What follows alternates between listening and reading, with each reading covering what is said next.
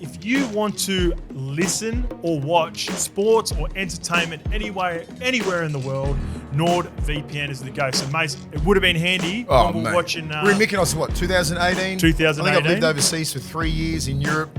The amount of times I've had to go to a pub or something like that to watch the Origin and just get hammered by everyone in the whole pub. Queenslanders, the Aussies abroad are crazy. So, it would have been very handy. Let me set the scene for you. So, we're over in Mykonos. It's 2018, Game 3 Origin. Me and Mesa, shoulder to shoulder, sweat all over us. Aussies just absolutely hammering Mace because that's the time of year that they're all travelling there as well. I'd much prefer to be nice nestled up in our hotel room, maybe chuck it on the laptop or watch it on our phone when we're doing it tough, getting ready to get out for the next night, eh? Mate, it'd be so handy. For everyone who signs up now on nordvpn.com/levelspod, you will get an extra 4 months free to start your subscription. Nice.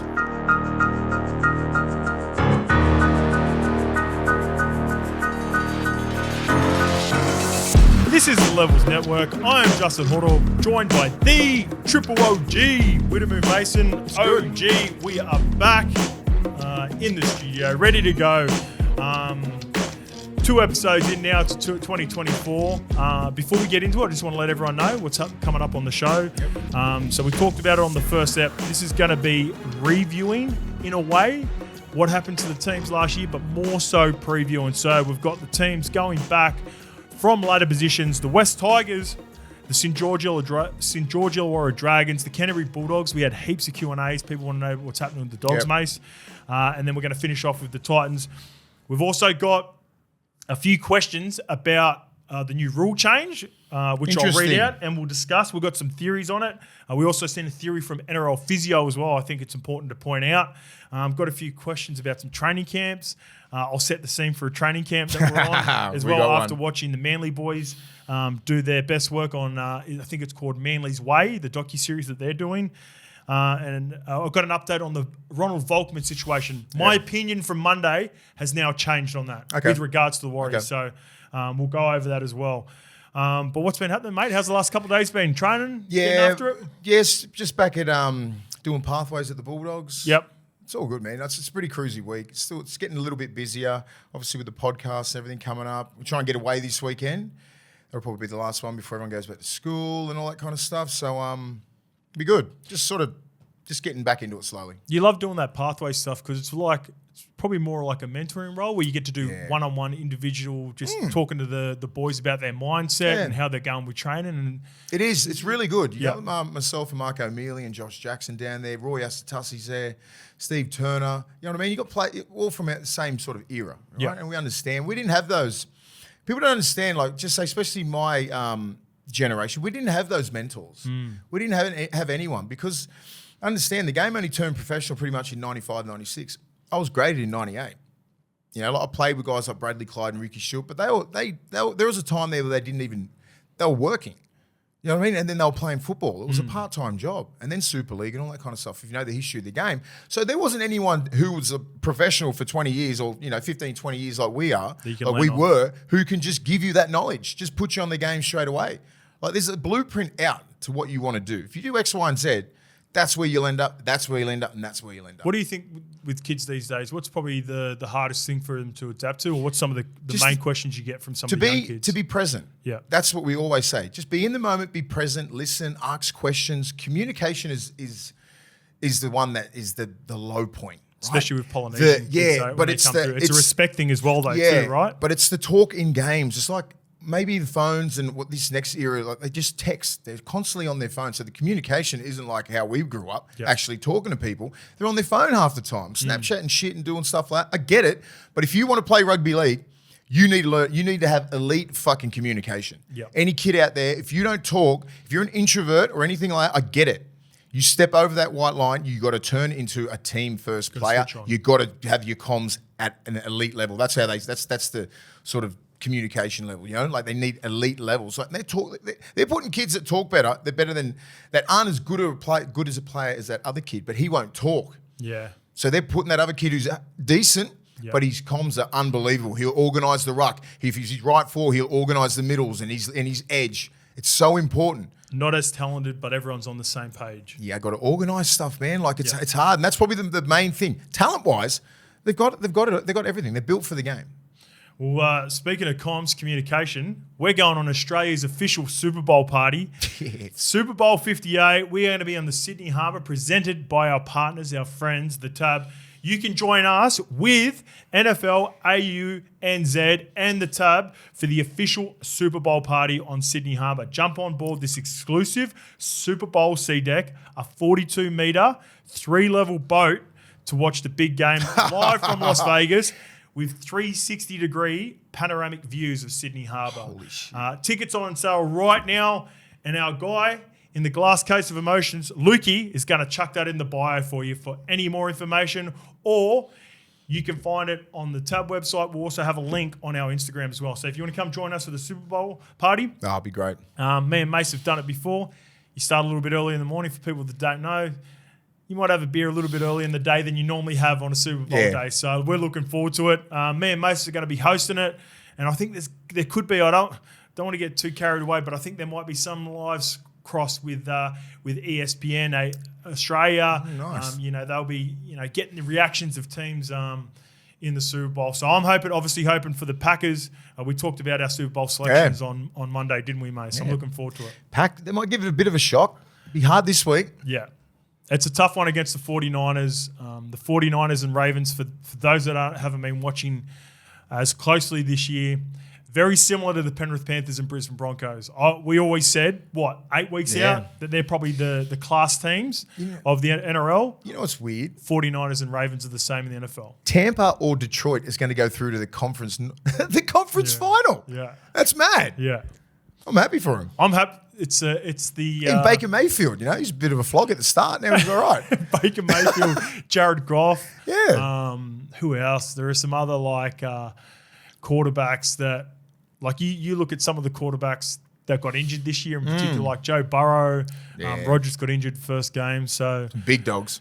It's the year of the journeyman quarterback for sure. If the Niners don't get all the way through, they're kidding. Yeah. They are. They should dust up Green Bay, and they should flog Tampa or Detroit. They shouldn't be scared of those. So the beauty of this is, right, so if anyone, I've been a Packers fan for over 15 years now. The year I started following, we won the Super Bowl the first year. That was after meeting a player. But 49ers have always been our kryptonite, whether it's Cap at quarterback, Alex Smith, Garoppolo. Really? It goes that far back? Purdy. Doesn't matter who the quarterback is, we always have just struggled against the 49ers. So if Jordan Love can do it, if he can beat the 49ers, this is our Super Bowl.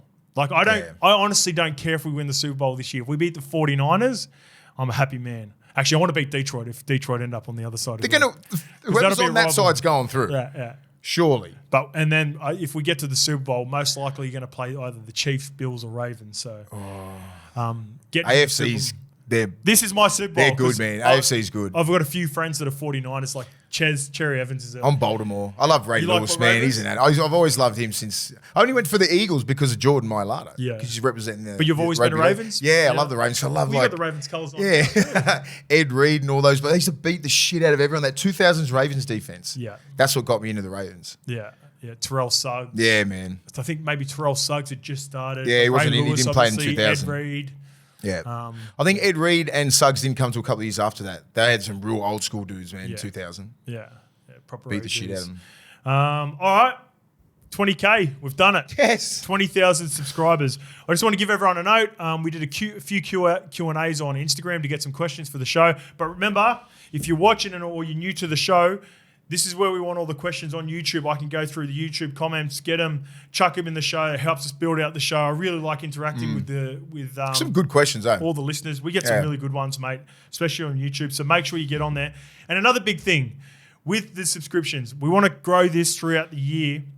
One thing I found over the break, mates, we've got a lot of OGs that listen to us. So, when you say OGs, like 40 plus? Yeah. 40 to 60? We've got an older crew that listen to us that might not be familiar with how subscriptions work. So, or even how to listen to the podcast, unless they're a kid. Come on, Dad. I had friends and family that, like, just say, for instance, watch us on YouTube, but they don't have a YouTube account because they're like, oh, how much? They don't even know that you don't have to pay.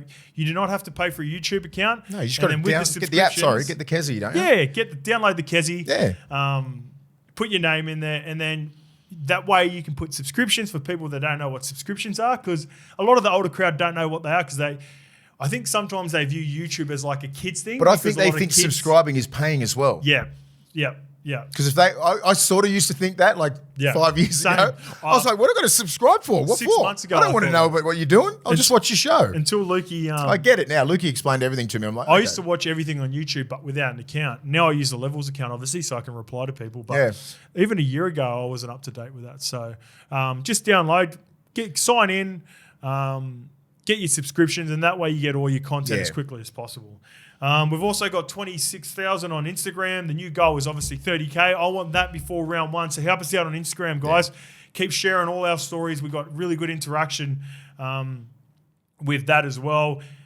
Plus all the good stuff like subscriptions on Apple and Spotify. Leave us a comment, 5-star reviews. With this show this year, we want to, again, thank Factory Sound. They are killing it with anything entertainment-based, whether it's mics, you want to do shows. They're across everything. So hit up Jason at factorysound.com. Big supporter of Levels Network. I might be getting mic'd up this week, with one of those mics. Yeah, Factory Sound. That brings me. You mic me up. We're gonna look into it. So me and Lukey are gonna look into it. We've got it. Lukey's getting the thumbs up. All right. So we're playing in the. I did the run swim with Normie this morning too. So Normie's gonna be on the opposition. I said we're gonna mic up the big fella. If anyone has seen, well, basically Mace, you are the OG of mic'd up. I think that clip circulates every 3 months on the Sterlo one on YouTube. So yeah, we're gonna mic Mace up for the Nines Premier League. People would message me on Instagram a lot about how they can buy tickets. Go on the Instagram page, Nines Premier League. The website is in the bio, and you've got all the information. So for people that don't know, Matty Bowen's putting in a team with the North Queensland boys. Alex Glenn with his gym in Brisbane and Gold Coast has got Normie, Gerard Bill, Jordan Kahu. They've got a stacked team. No, that's the reason we got all forwards in our team, mates, because we've got no backs. No, we haven't got any backs. Alex Glenn's taken them all. Oh, man, I wish it was in Sydney. But, yeah, Sammy Thaiday, Josh Maguire's going to be part of our team. Yeah, we've got some big boys, man. Louis, who else is in there? But Clint Newton's. Nudo's in. He's out of his RLPA suit. And then it's going to be a good weekend. So that's next weekend, Aussie Day fun, weekend. Man. It's going to be fun. Looking forward to getting up on the Goldie. You know you're old, so you know you're old when it's like you know people for like 24 years. Yeah. You know what I mean? Like me, Nudo and I, we've known each other since, I reckon, 95. Like we've been mates since 95. We also wrote in the group that you're refusing to get tackled, mate. Nah, mate, I'm not. I'm not going to get tackled. I want to feel the energy in the other team, but if they don't come at me, just don't. I'll tell you what, me and Normie were speaking about it this morning. He's already worried about Moose. He's already worried about Josh Maguire. I'll be worried about someone like him because he doesn't have an off button. Well, he's on our team. Yeah, I know. Yeah. That's what I mean. So Normie goes, if he goes hard, he goes, I'm going to kick him because even Moose was saying in the group chat, is there any suspensions? Yeah. Even like, I think Moose, I said, just get outside. Get outside the 3 and just early ball to him. I don't think he knows how to stop. Yeah. He'll just be hitting outside in lines. Yeah. Wow. I'm sitting on the wing for sure. So to get ready for that, Mace, we need to get some Ks in the legs, right? Yeah. Levels Run Club is back this week. Slight change. We're moving it to Sundays moving forward this year. Good. I actually do radio stuff on Saturday morning, so it's a little bit hard for me. I feel like I've got to get... Sunday's better, but man. Sunday's a good time, Sunday isn't it? stroll. Yeah. And then I can bring the family down. I don't have to rush all the way to radio. I can sit and have a coffee because we've been doing that with people, but I've got to go after about 15 to 20 minutes. What about the time? Is the time still the same? 6:30. You happy with 6:30? Okay, yeah. Yeah, you like 6:30? Check it with the group, but sometimes some of those guys can't make it because it's too early. Okay. All right. So 7:30 or something Yeah, like that? yeah. Lukey's chucking up 7. I don't know. We'll stick to 6:30 this week. We'll communicate with the group that rock up. Yeah. If they prefer 7, we could slightly change it next week. But let's stick to 6:30 because that's what we've been doing so far. Meet at Homestead Cafe at the stairs, ready to go at 6:30. It's only 5K. And I was running with the boys on Tuesday because we've got some footy fields there as well. I was thinking about implementing Touch game or something? not touch. No? Start doing. You know how when people start seeing the scores for what the boys have been training. So maybe one week we do a 4 and 5. Maybe one week we do a Bronco. So right. when people see the times, I can see people comment all the time. Tommy did and smashed the Bronco record at the Cowboys, did 4 minutes 12, and they're like, oh, that's She's not got that 4 bad. minutes 12. 4 minutes 12. That's 4 ridiculous. minutes 13, yeah. It was crazy. Wow. Drinky got 4:18 or something, and then Tommy did and come back and smashed it. I'd love to see So the maybe- best one, the best Bronco. Yeah. You know who was the best? Darius Boyd. Why? Guys that are fit as hell, like fullbacks and stuff like that, but are strong. Right? Darbs is strong, fit, repeat speed, mate. He's one of the best. I don't know if this is a porky or not, but this is, what do they call it when folklore? When I heard Kurt Gidley outrun the beep test. Is that a fakie or it's not? fake. Is that a Yeah, fakie? beep test just keeps going. Nah, it stops at 21 or 22. No, I don't think so. I've trained with Are you Gids. sure? I've trained with Gids for like 3 years up there. Okay, so I mean, it's a porky. Yeah, because that was He's up there. Like I Yeah. think it's like 17, 18. He doesn't stop. So Gids, Okay. Gids and Darbs and Jared Mullen. Lukey, while we're best. talking, just give me a thumbs up in the background if no down. So it doesn't go to 21. What does it? It just keeps going. Yeah, that's what I saw. Non-stop. Oh, Yeah. there you go. Okay, That's what I mean. That's Massive like it was porky. folklore. Yeah. Yeah. He just. I think one time they just told him to stop because he just kept going. And he's looking now. He's going 21. Lukey's going 21 now. He's going 21. All right. I'm right. 21. 21. There you go. He hasn't got 21. But. Yeah. Okay. You know how fast that is? Kurt Gidley, can we tag him on Instagram? Because I heard this for 15 years. Kurt Gidley, we'll tag him on Instagram. Did you outrun the beep test? And we'll find out. I think maybe he got told to stop. Yeah. Okay. Just like at like 18 or something 19. like that. Or because maybe you'd ready outrun everyone yeah, else. and everyone's out at 12. That's a good pace, man. Because I've seen a few 18-1s in my day. Like I've seen some guys that were really fit get to around like mid 17s, 18-1, I think. But yeah, I always assumed that it went to 20, 21, 22. So Lukey's looked it up. Yeah, right. Kurt Gidley. Yeah, did you he's outrun a the goat. beep test? Let us know. Darius Boyd, they're some of the best trainers, mate. Yeah.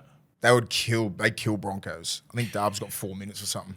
Did in a Bronco. Dubs end up? Remember that challenge when they went all the sport? Because I remember Billy Slater was the OG when they did all those different fitness tests against all the other The athletes. codes, yeah. Bill's king. Did Darius do one as well? No, Or no, I he think did the so. SAS. Yeah. Didn't he? Yeah. Billy killed that. Yeah. Bill's one of the best too, Yeah. fitness-wise. He'd be a weapon, eh? Yeah, I think Darbs I think it's 4 minutes or nearly sub 4 for a Bronco. Yeah. It's crazy. That's crazy. Fast you're moving there. Yeah, that's crazy. You are moving and not slowing down. I've heard of the All Blacks boys doing low 4 minutes. I haven't heard anyone Yeah. doing under 4 minutes. That'd be like a. I'm not sure who could move like that in this state. Like Dearden obviously moves good. It depends if you want to go balls out and something. Because you're doing that and then you got a whole session to go. Yeah. You got another 2 hours of work. Do you want to blow it out at that start? Take you fucking half an hour to get over that. So we'll build towards I'm that. trying to think who would get a good Bronco now. Who's the best Bronco runner in the NRL? Who would you think right now, off the top of your head? Dylan Edwards. Yeah, Dylan Edwards. I just don't think Teddy he'd have would still be up that there. top end speed. I reckon Teddy would dust him because Teddy's quicker. I don't think it's top end speed. I think Nah. I reckon You got to fly on those 60s, bro. yeah, but I reckon those fast twitch fibers they fatigue athletes Who quicker, else? don't they? Pappenhausen, a See, peak Pappy, Pappenhausen. Pappy, give me any of the full Yeah, backs. and I'd put- wingers. Don't think wingers are fit, guys. I'd out put there. Ches up there with a lot of people too. Yeah. Ches was always a weapon. He used to go toe to toe. You know who was really Yeah, he goes fit good. and just awful rig? Fucking killer. Remember Jamie Lyon? Jamie Lyon Killer has the worst rig of all time, trained and 3 the days best a week trainer, in the best player. pre-season and just kill those. Yeah. Snakey would be good too back in the Snakey, day. All yeah. the fullbacks. General was good. Yep.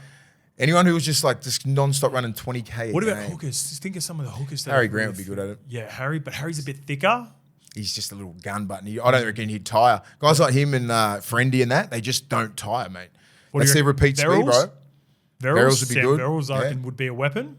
Brandon Smith, has he got a good motor? Nah, Cheese has got Nah. a mad footy motor, but I wouldn't say testing motor. No, he'd blitz 3 if it was just 3. Him and Fozzie are the same. They're not the best testing, but when it gets to a game, they just keep Just turning fucking up. don't stop. It's a mind thing. Yeah. All right, we'll have a think about that. Maybe let us know in the comments who you think would be Damien the Cook fittest. would be good. Cookie. Yes. Cookie, 100%. Peak Cookie. Cookie right now. 2015. I reckon Cookie right now would smoke a lot of people. Let us know in the comments. No, who you think. 2018. All right. I tell you where all those guys would come in handy. Before you do the yo-yo test, what you want to do is pump out the BSC energy drinks to make sure you get the best possible Bronco. Crack it open. Oh, that's another good sound. Ooh. That's another good sound. I'm going to be running out of these cans if you keep smashing them like that, Mace. I had one just before my run swim this morning as well. I haven't had anything this morning. A lot of the boys in the NRL, BSC, a big part of the NRL, so they'd be having these before any of their big sessions, especially if it's like a yo-yo, a Bronco, they're about to get after it. It's a clean energy boost to power through all their workouts. It's got 160 milligrams of caffeine. There's no sugar, no carbs, so you can enjoy it guilt-free. Energy. I got a little shout-out. This is for you, OG. Yep. Country Todd. After hearing Widomu rave about the passion fruit cheesecake BSC bars for the whole of last season, I finally found them in Woolies. You got them? While listening to this app, I think he undersold how good they are. I told you, bro. Yeah, so they're the grouse. So shout out to BSC, the partners on back. We need one of those again just for out here, just 2024. in case we get hungry. Yeah, I have them all. I've got heaps. We just can't talk, but I'll bring them back in. Yeah, they're not good for content. No, When you're it's chewing on the awful. bar. All right, mate. Let's get into the YouTube questions. So, got a bit of an update. Like I said at the top of the show, I've changed my perspective on this whole VOLKMAN situation. I said on Monday that I thought Warriors were probably the most to blame, knowing the situation and letting it happen. But here's what we heard from Cameron George. He's come out and said, and this is from Dan Pat Mack. Maybe he's a fan of Pat McAfee show. The Warriors gave him exactly what he and his management asked for. How are they bad guys? ? If the manager and player hadn't secured their next contract before asking for a release, it is 100% on them. And I agree with you now on this. Here's the update on the VOLKMAN situation. This is from Cameron George. That's due diligence I would have thought a club would take before agreeing to sign someone. We agreed with Ronald's management that he'd been released immediately. We contributed financially to his release, and it was up to his management to negotiate a contract with another club. Fucking manager. Whatever the conditions were for him to go to another club is irrelevant to us. So that release, it was noted that he trained with them as well.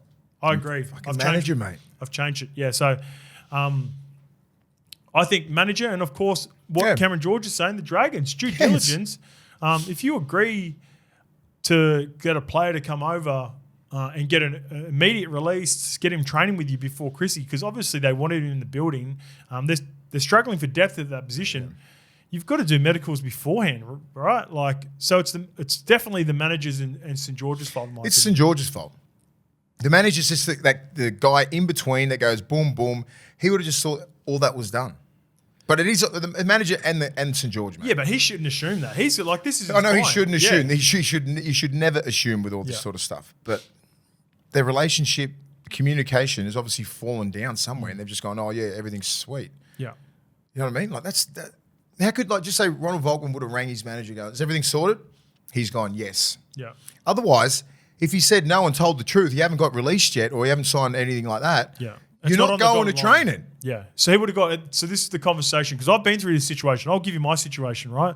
So everyone knows that. I think I've said it before on the show, but for people who are new to the show, Ricky Stewart come in 2012. The first person that he wanted to get rid of was me. So ended up being a blessing at the skies. But at the time, it was rough because I was on the back end of a 3-year deal where I was going to get my most money in year 3, right? Yep.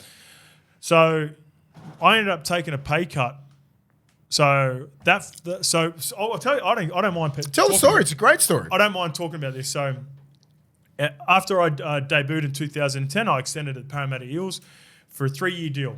First year 140, second year 160, third year 200. So I was going to get the most money obviously in year 3, and that's how a lot of the deals go. I actually had a deal at another club for $200,000 for all 3 years, right? So I took less money over a 2-year period, which is $100K, which is a lot of money for me, for my level of player. Yep. Every level of player's got different circumstances. So I take less money in years 1 and 2. Then Ricky rocks up, because Daniel Anderson was the coach who signed me. Ricky rocks up. We don't want him for 200. Get rid of him. So I took, when you go through those negotiations, I settled to leave Parramatta 25K of my 200 without a club. But I was chatting to Melbourne and Manly. I ended up securing a deal for Manly for 50K, and then I got matches throughout the year. And I was so motivated that year because it was a kick in the guts that Ricky just didn't want me at all. He said, you're just going to play reserve grade for the rest of the year.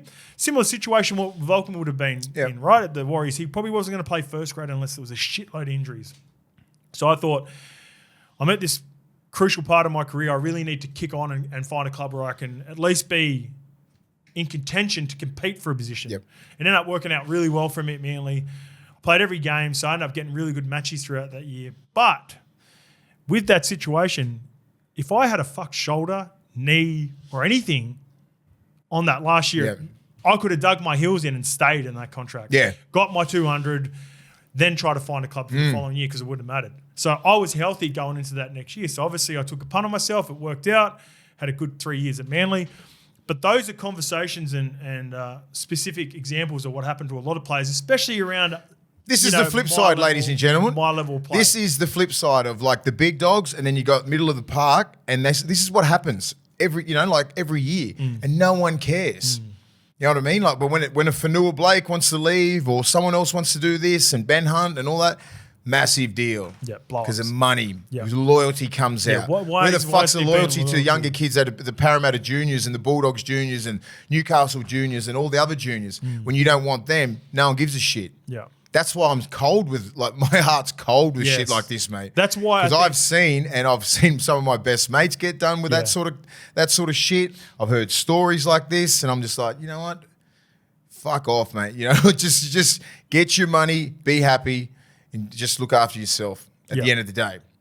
So at the end of the day, for me, just on this situation, they really should have done their due diligence, whether it's like the management speaking, like whether Ronald told him, like, man, my shoulder's pretty fucked up, like, because he still had 2 more years left of the Warriors. Like, should I sort my shoulder out and then have a look at it the next year? The comms are obviously down across the board. And the communication need to be better because I feel sorry for VOLKMAN. He's getting a second opinion. I hope he ends up playing some footy this year, but he just needs to write it off. Get the Rico back himself. He's still young, and that's about it. You can't just he can't. If I was going to advise him, it'd be get the operation done, get whatever club to pay for it, get on a roster next year. You got to start again. Someone will pick him up because he's got talent. He just needs to cop the loss. Someone needs to fix his salary up because someone owes him. Regardless, he's still a contracted player, right? Well, it sounds like how I told you I had a really small part of my contract. The Warriors, I think, added financially a little bit to the release because he had 2 years left. So he does have a little bit of money. They would have what? They would have just said he's half of it and then try and get topped up by St. George. Lukey's. Oh, here we go. Here we go. We've got a bit of an update. Who's this from, Lukey? This is from Trademark Danny Sports. Wilder?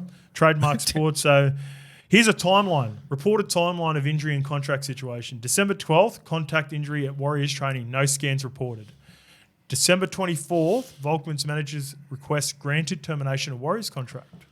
Okay, so 12 days later. January 2, Warriors provide Dragons with medical report indicating shoulder irritation. January 3, Dragons announced signing, not reported at the time, but since revealed this was subject to medical clearance. January 4, VOLKMAN trains with the Dragons, but no contact, had a bib on. Jan 5, scans performed on shoulder reveal loose screws from previous reconstruction. Dragons contract terminated.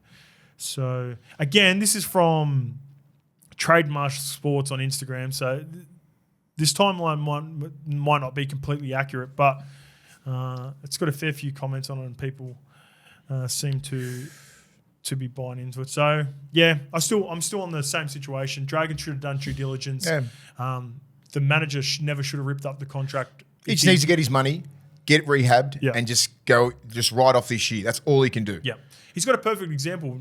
Different circumstances, but Tamati Martin obviously had that. Remember they had the head and neck issues. Yes, he just went back, started working for a little bit. Got a second opinion on his neck, had a few years off. He's come back. He looked really good. Yeah. So maybe, obviously, you don't want Ronald spending as much time out of the game, but spend a year out of the game and come back and get healthy, and he'll be sweet because he's a good young Sometimes player. a break's as good as anything, man. Yeah. Just being away from the game, getting outside the NRL bubble, because these kids have been in it since they're probably 16, 17. He's had pretty high expectations. Yeah, and he's had pressure on him. Sometimes just step back, get your Rico, get your body right. As I said, your best ability is availability. Yeah. So get that right, get your head right, focus back into it. Like it is what it is. You can't can't control this situation. Yeah. Can't play with it. You could have controlled it without better. a shoulder. You're fucked. You could have controlled it better, but now these are the cards you've been dealt. Yeah. And I hope to God that he's got some good advice around him. Yeah. Good management, which I doubt because his managers fucking dropped the ball on that. Yeah. All right, this one's from Brute City. Boys, have you seen the videos Manly are bringing out for their preseason? They have a lot of goats like Snake, Tuvi, NS, Chock all helping out. You reckon this will make an impact? So, yes, I have seen that. Yeah, I've seen them all. I've watched them all. I don't know why it's on my algorithm, but I've watched all 4 reps. Because you're an OG now. Yeah, You're locked mate. into how subscriptions work on YouTube, mate. Yes, we have both been watching it. I love it. Shout out to the whole social media team at Manly. Shout out to Siebes, Anthony Seibold, for the availability. A lot of coaches wouldn't be keen to do this. We're obviously big NFL fans, mate, so we love watching it on Hard Knocks, etc. And even Tony Mestroff, the CEO, like to grant this sort of access for everyone that's involved. And there's a young kid called Alfie that's been at the club for a couple of years.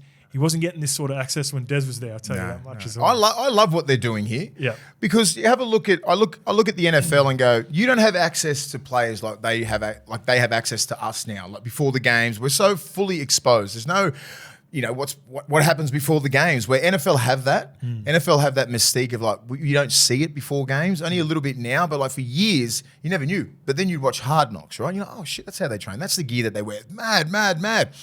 We're fully exposed as players. They're like on Instagram and like just say you see them training every single day, but you don't see the preseason like this now. The detail and all that kind of stuff. I think a lot of other clubs will start doing this because everybody's got their own channel now. I agree. Right? Yep. So you'll see the Bulldog way and then the Knights way and like the Roosters and everyone will start doing it because it's great content. Content is king. Well, you know what it does too. It brings in memberships. Yes, and fans. so people know how hard they're working. The fans know how hard they're working. Not everyone just rolls up to preseason. Preseason can be anywhere, especially in Sydney. You're not based in North Queensland or Newcastle. You stay there. In Sydney, you are all over the shop. You see those guys walk to fucking Bondi? Yeah. You know what I mean? Like, you're everywhere. Manly everywhere. Like, if you're in the inner suburbs, like if you're at Bulldogs, you're fucking traveling everywhere. You're wrestling out in Penrith. The amount of work that you do as an athlete, I think the people will have a look at that and go, fuck. Geez, they're working hard because they are. Yeah. They are. The amount of meetings you're doing, the amount of media that you're doing, the training, the supplements, everything is full on.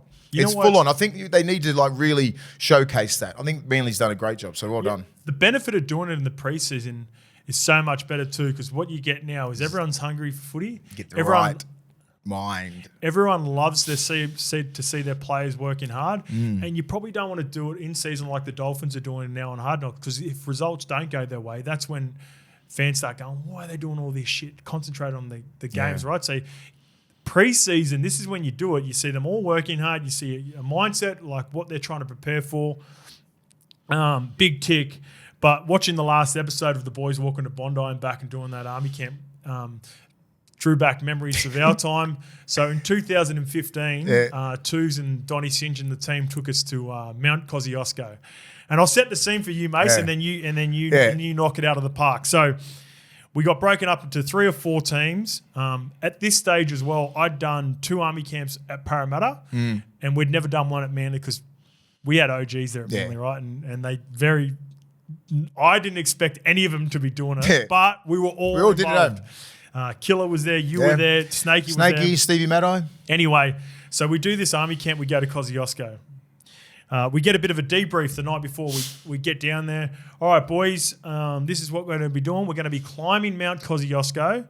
We're going to be broken up into 3 groups of 8, and we're going to be carrying kayaks up the mountain, and then we're going to come down the back of the lake, and we're going to kayak our teams down the bottom. We're going to do a bit of a fitness session down the bottom, and it's going to be going for about 24 hours. So just get prepared, do your best, get some rest.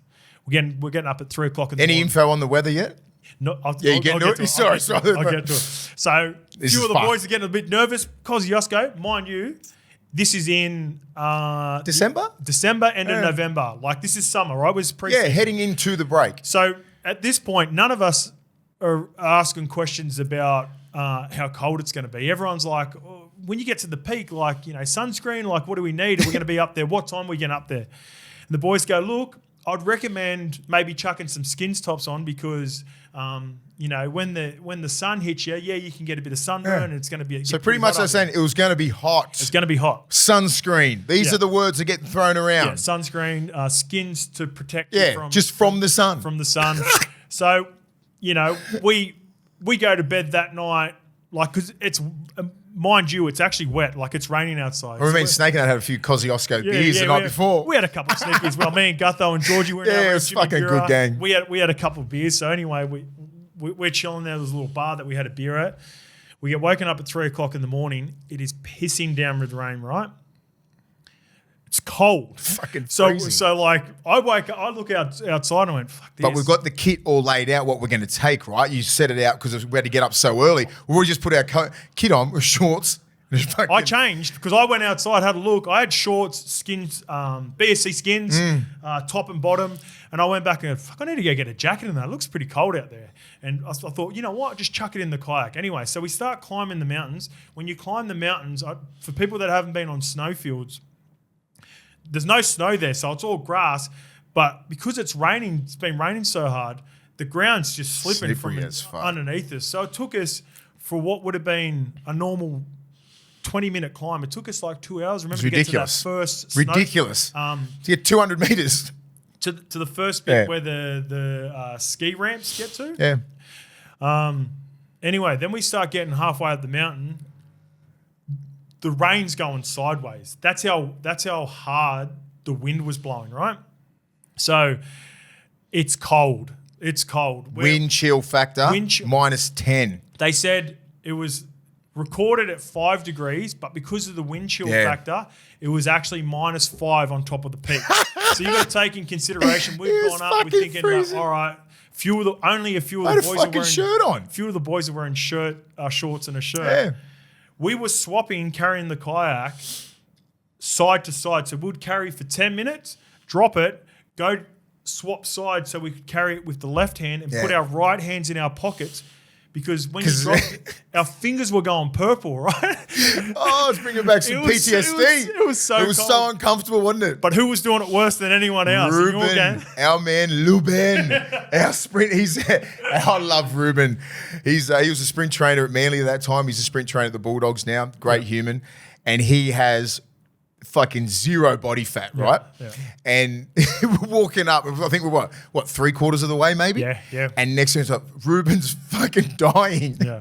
So, and we thought, well, just joking around because we just take the piss out. Oh, fucking come on, mate. And he went to take him into this one, like a toilets. Little toilet. Yeah, and they got stop points as we go Six up. or seven of us had to hug him and bring him back to life.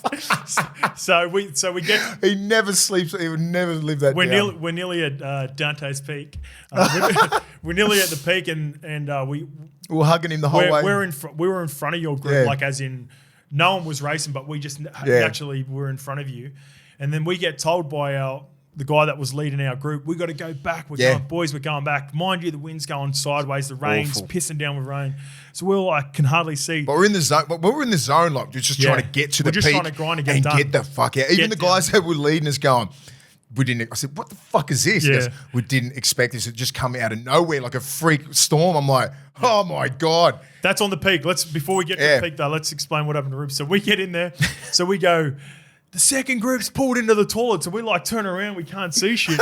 So we go, all right, let's go to the toilets. We get in the toilets. Mace and his crew are all around Ruben, and Ruben's sitting there. He's dying. They've taken off his clothes. He's proper got like early stages of hypothermia. So they go, do we leave him there? They said, we've got to leave Ruben there. So we climb the rest of the mountain for an extra like hour or so. Yeah. They go, boys, when we get to the top, the guys that were taking us through go, hey, it's getting dangerous. Yeah. The weather's turned on us. Instead of going down the hill and going through the kayak and through the water, they said, we just need to get you back just straight down the hill, straight down the side. So we just turned around and went straight back down the hill, picked up Ruben again from the toilets with a couple of people still in there. And we obviously got down to the bottom and we just went and sat. Remember in front of the fire? It was awful. For like 2 hours because everyone was just like, all your motor skills were done. I couldn't The hardest part at the bottom of the hill was trying to get our clothes off because I couldn't unstrap any of the jackets because my fingers wouldn't move. Fuck, it's an awful feeling, eh? Oh, your feet, so your hands, it's just like, what is happening? Because as I said, the mindset was like, oh, sunscreen, might get a bit of a tan. Well, the hard part was supposed to be the kayaking through the water and then the fitness session down the bottom. Done. We didn't even do it. No. We didn't even get to it. So that was awful. How many camps you done like that? 3. Fuck, I've done one. Wayne Bennett's infamous camps. That's what SUPERBOWL's taken out of as well. Yeah. The camp. Because if you watch that Manly way, the guys that are doing it are what? All new. They haven't been in the club. They've got to get into that culture and Melbourne buy do it in. as well. Yeah, they've got to buy in. So that's all from Wayne. Yeah. Because Bellyache would have done that under Wayne. So Wayne used to takes all the new recruits and you only have to do the camp once. And it's a 3-day camp, and it was awful. We did an SAS camp in 2013. We ended up making the prelim that year. It was a great year. Yeah. So you get these poles. A little short story. You get off the bus. So we didn't even know that we're doing a camp, right? We're in the middle of the sunny coast or something like that, and we just get it. We're going through these back tracks or whatever. Then fucking these SAS dudes stop the bus and get the fuck off the bus. Wayne's already taken us to like a convenience store, so we're all mentally dropped, right? Everyone's eating fucking like Starburst and lollies and shit, like Chucky Uarte, like he's eating shit. And next minute they go, get the fuck off. And everyone so just before they go, you remember Bear Grylls, Man vs. Wild, and he's got his own kit and everything. So we all had mad kit thinking we're going to be camping, like it was fucking, or glamping, who knows? Get off, fucking just leave your bags, everything on the bus, get off, get into this shit kit, like heavy fatigues and everything like that. Here's a big metal pole, weighs 25 kilo, is Alpha Bravo Charlie. You got a partner, so Alex McKinnon was my partner. We couldn't let that fucking pole drop for 3 days. Yeah. And it was awful. Yeah. Up hills and sprint for 3 days, non-stop. Yeah. Every morning, get up on the tube, no sleep. Yeah. Like it was intense, but it brought us together, man. It was fucking mad. They work well. So like usually, you can only do it once though. Yeah, usually you'd only have to do it once. We did the whole first grade squad did it. Yeah. He goes, that's because it was a new squad. Everyone was sort of coming together. He goes, we need this. Yeah. And it fucking helped. Yeah, it was unreal, mate. It was one of the hardest things I've done. I was 33. Yeah. But I needed that. I felt sorry for Brownie. He was the OG in there. Brownie and even like Corey Waddell. Yeah. I think they've done some preseasons. Yeah. They were talking about before, like the Jared Mullins. They're on their 8th or 9th preseason. Yeah. Just going, fuck this. Did you see Brownie couldn't do the Brownie couldn't do it. He's doing the squats. I was like, Brownie's got the whole card out there. I'm excited for him, mate. I think he's going to have a good year with us. I think he looks focused. Yeah. He looks focused. He'll be good, man. Yeah. He'd be good. It's at 13 if he gets back to playing like he was. You got Jakey Jabojevic and you put him in the pack. Yeah, that's it. Similar players. Come off the bench, rip in for 15, 20 minutes. That's all. He's just been off for the last couple of years, man. I don't know where his head's been, but when his head's on, he's one of the best forwards in the game. Yeah, you want that. And I think it didn't end well at Para for him. He fell out of favour there. It's the coaching and just the selections heading into the grand final that year. When the year before he played Origin, then you're not getting in the side. Yeah, he played 8 weeks and then played in the grand final. He didn't play for 8 weeks, NRL, and then played in the grand final, remember? Yeah. But he should have been playing all year. Yeah. Anyway. Yeah, hopefully good luck to him. Back. There's a few stories from Cantebury. Yeah. Had an update as well. We talked about halves coming through, right? Yep. So there's a pretty decent last name coming through at Penrith. Cleary, Jet. Wow. Really? The Jet variety. So there's a younger kid coming through. What a cool name too, Jet Cleary. It's a mad name. Wow. It's a mad name. Should be a singer this or is from something. Darryl Wallace and a whole heap of people that were trying to correct us on this. Penrith have Jack Cole and another young fella by the name of Jet Cleary as number 6s. So that could potentially be... How old's Jet? Jet's, I think he's somewhere in between 18, 19. He's something fucking like ready. That. Yeah. He's ready. Apparently this Jack Cole goes good. There's also, they brought Schneider back from the UK who was playing for the Raiders a couple of years ago. Oh, yeah. And Dane Laurie's also there for backup 6 floating around. He could play 14. Roles.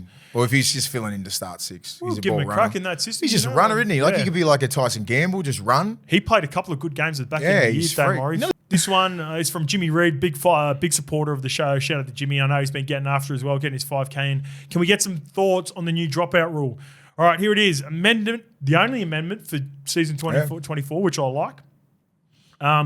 Contested restarts. If a team kicks the ball out on the full over the touchline or the ball fails to travel at least 10 metres going forward in an attempt to contest a restart from the goal line, 20-metre line, which would be the quick taps as well, or halfway from a kickoff, play will now restart with a play the ball 10 metres out from the line of the kick and 10 metres in front of touch, rather than a penalty kick, which is really important.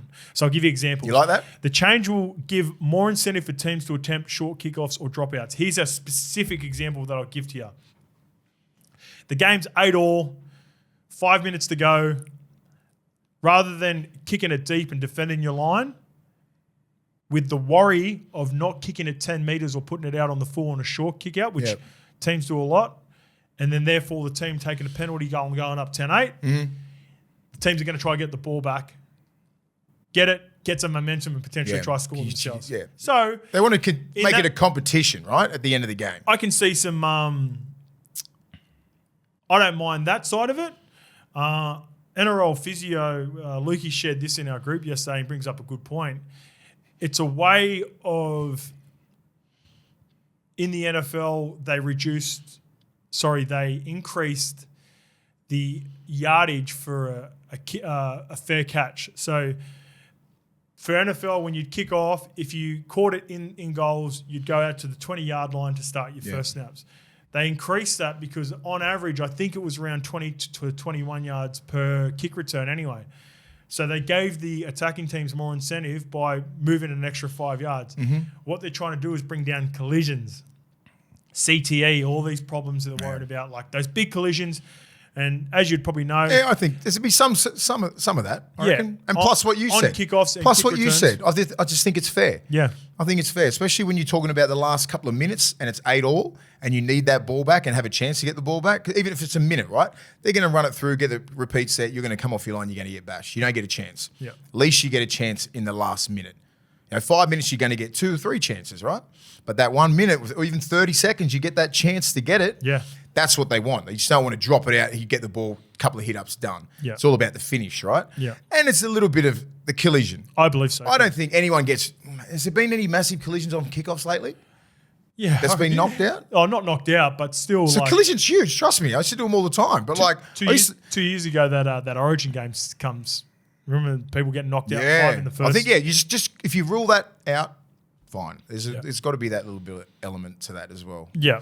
You'd have to be thinking about that, because that sort of hit, you can come from anywhere. They're quite common on dropouts, obviously, and I did a golf episode with Luke Keary a couple of years ago. He ran me through the analytics of it. So basically, teams would much prefer defending their line from 10 out as well. So what you do is you take away the 40-metre sprint. So if you've done a shitload of defence, maybe 2 sets in a row. Different mindset too. You eliminate that 40-metre sprint before you get to the first contact as well off a dropout. Yeah.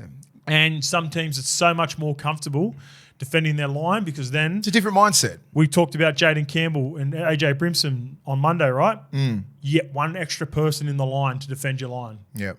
Yeah, all the analytics are out. I understood that. I understand that. So pretty much, I reckon. You know who's going to hate this? All the stat men getting the 20 metres off the kick. Oh yeah, the easy metres. All easy the front rollers. metres. All the front rollers would be hating it. Give me those easy metres. I think it's a good rule. Yeah, I don't mind it. Just to take those collisions out too. I pretty much think 90% of dropouts are going to be short now. Yeah. Well, the only reason why you wouldn't do it is the fucking element of it could cost 2 points. Yeah. Because even if you take an early 2 sometimes, if you do that. Early in the game. Like it's late in the game, if you fucking haven't got your offense up, you're going to struggle. Yeah. We'll get the stats. I'll get the stats for next game, but for the next Someone episode, showed me the analytics last year, and I'm like, would have been doing the short. Do you reckon short dropouts would have been around 50%, maybe 60%? Yeah. Felt like it, eh? Yeah. Why wouldn't you, bud? I don't know. Because understand with the middles as well. Just say you've been under the pump. You've been under the pump for like 2 sets. Yeah. I don't want to fucking sprint 40 metres into like Tom Burgess or Sam Burgess or someone like that. It's always been a huge collision. Yeah. And when you've been in positions like that, like you're trying to, like those first 2, they're hard to make. Especially when 2 or 3, they're coming through your ruck. And if you get an opportunity for your outside back, you got to save your coats, right? Money does it a fair bit. Yeah. Kick it to fucking Coates and see if he can get it for us. He gets the ball, you go, yeah. All right, let's attack. I love the rule. That's a completely different mindset, eh? Yeah, so, I don't mind it. But it's a different mindset when you defend your line as well. Yeah. As soon as you go into that zone, it's different. Like it's online defense. It's a different mode instead of that middle of the field, because they get down there in 3 or 4 anyway. Yeah, for sure. I Do you get it. reckon it'll translate to kickoffs now with this new rule? Like more people short kickoffs? Yeah, no, it's too many yards to give up. too many yards. You can get jammed. If Penrith gets you, yeah. You know, like, I don't know. It'd be a yardage thing. It'd be a yardage thing. And it would be an attacking kick every time. You wouldn't want that. Because look how important that first 20 is to really just drive the nail. Because even if you do get the ball back off a short kickoff, you probably only get 1 or 2 attacking shots anyway inside the 20. So the benefits of losing it and them being on the attack outweigh. Yeah, so I reckon it'll just more be... Penrith will be driving it down into your in goal every time. Yeah. Unless it's a 10-all game, you need the ball back. Yeah. Unless it's situational like that, you're going to go long. Yeah. Right. Yeah. Because of that, all the analytics will say, like, if you can get up, if you try and get them to before the 40, that's a fucking stop. That's a great stop because they're going to kick it and then you'll get it on the 20. You'll get to the 30. Then, do you know what I mean? That's how it works. Good kickers. Yeah, I agree. Good middles. You know, and then you can just drive them in. That's what Penrith do. Next minute, you're coming off your try line. Well, it depends on your role. You're using Penrith as an example because they love the fucking grind. They're the best. Maybe if you're not in that grind and you're trying to look for a cheap way out, 100%. Like maybe a team like the Tigers. Yes, if you ain't built like that, you're doing other things, and that's fucking. If I was Penrith or some team like that, you'd be like, that's weak. Yeah. And then those dogs like Fish and Leota will let you know too. Do you know what I mean? Like they'll let you know, like Liam Martin. Yeah. You take all these little weak options, taking 10-metre fucking kickoffs.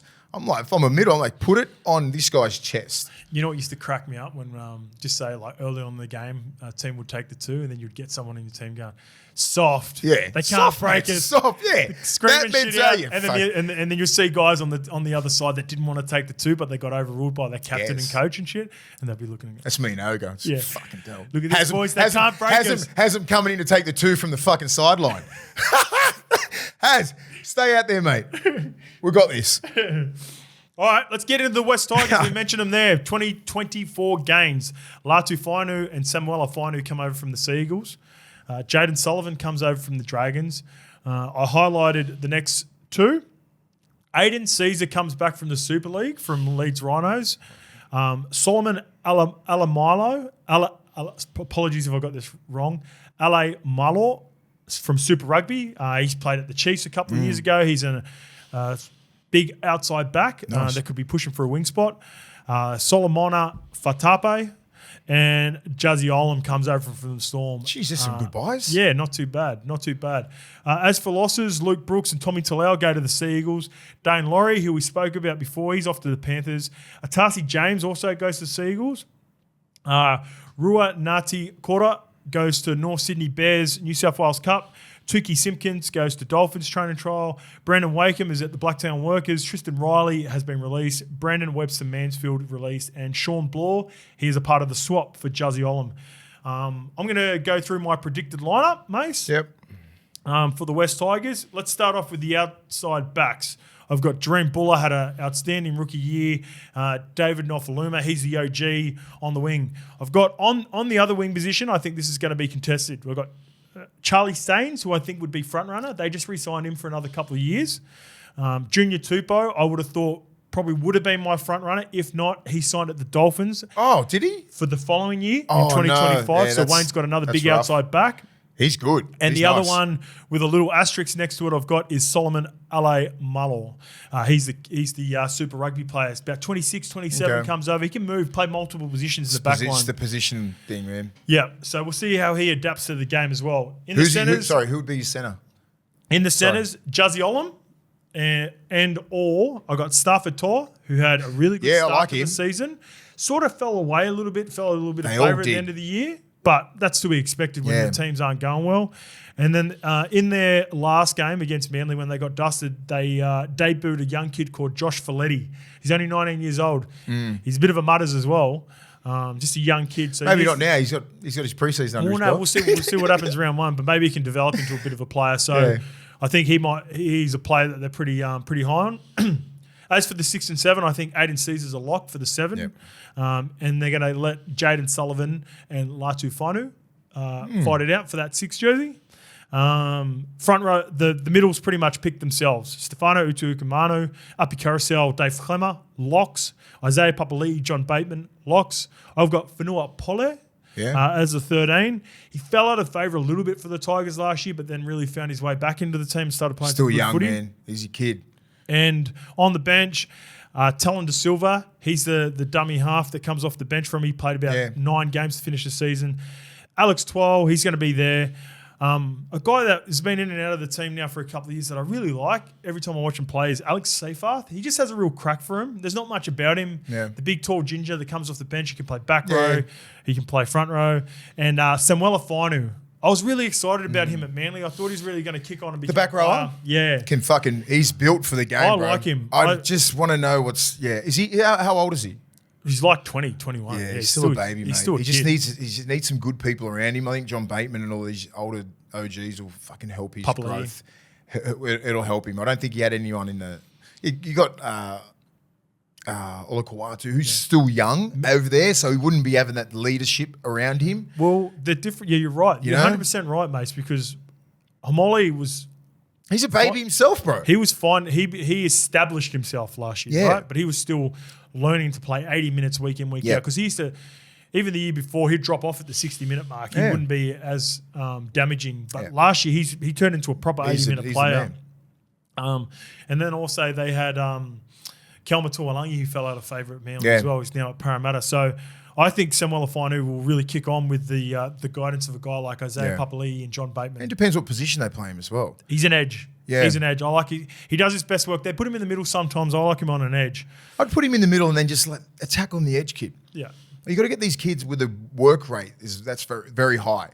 Put him in the middle and defend in the middle, and then just attack wherever you want. Like a Jason Tomlin. Yeah. You know, remember just defend. Just get your legs under you, man. Because on an edge, man, it's more of a sprinting. You just 60-metre sprints all the time. Yeah. Hardly any ball for a back row, especially young back rowers. It's a different game now. It's a different game, man. There used to be more. There used to be a more emphasis on them attacking. Yeah. But now it's defence, kick chase, 1%ers.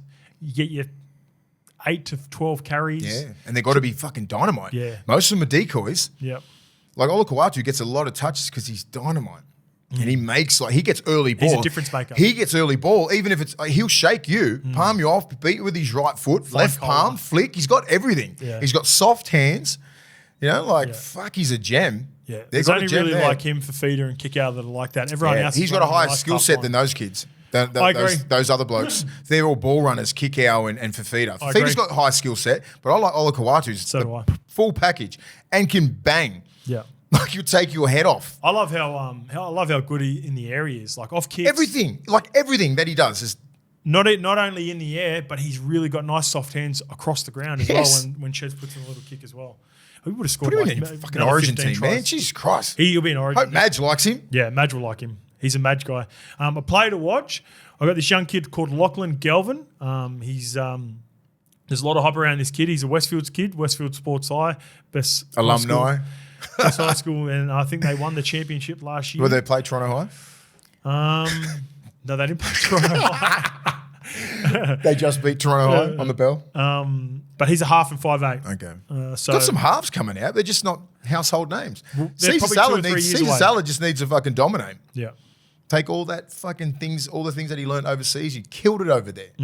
Bring it back here. Yeah. Because he's a good kid, man. And he was good at Canterbury before he went over to Yeah, he can play, man. He's got everything. All right, I've got some odds from our friends at the tab.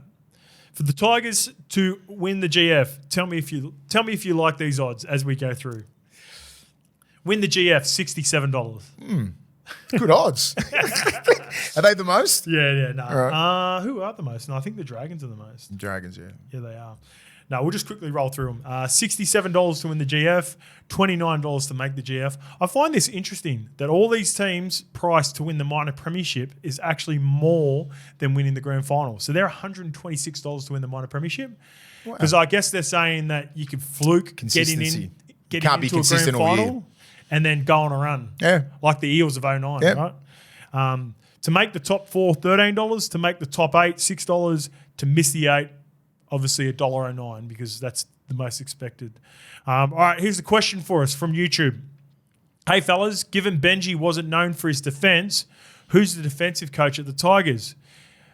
Cowdrey 69. So I went and had a look at his coaching staff. He's got his old gang back there from back in the day. Robbie Farah, Chris Ironton and John Morris.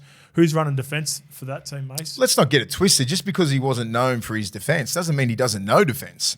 Yes, you're right. Yeah, it doesn't. Good point. I just don't think that's a it's a valid sort of argument. I'm just thinking, well, he knows the game, Benji, enough. He's not sitting there and telling you how to defend. You don't necessarily have to be defend. a good front-on defender to be able to know schemes well. Yes, and positional play, understanding, communication, all that kind of stuff.